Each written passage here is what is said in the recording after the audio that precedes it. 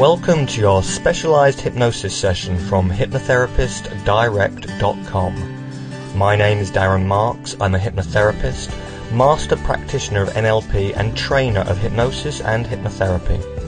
It is important that you never use this recording while driving or operating machinery. In order to get the maximum benefit, I strongly recommend using stereo headphones and finding a quiet, comfortable space where you will be undisturbed and can focus and concentrate totally. I'd like to begin by talking to you about some of the underlying causes of a fear of flying, as well as the nature of fear itself. One of the reasons people feel nervous about flying is due to lack of knowledge about how an aircraft works. One popular misconception is that if the engine's cut out, an aircraft will drop to the ground like a stone. But this isn't true. Gliders don't have engines. As long as enough speed is maintained over the wing, the plane can be controlled. The same applies with passenger aircraft. Losing an engine on a modern aeroplane makes little difference to the performance of the plane. Many people worry about odd noises often heard just after takeoff or before landing.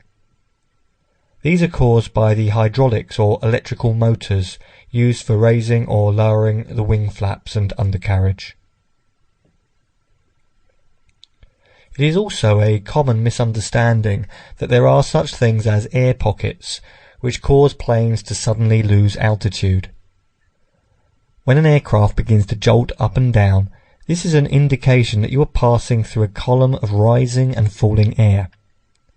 Imagine that the air is like the sea. Ships rise and fall as they pass over waves, and it is exactly the same with invisible airwaves. So it's a good idea to keep your belt on throughout the flight, because although this phenomena usually occurs at lower altitudes when coming into land or just after takeoff, it can also happen at high altitudes and without warning.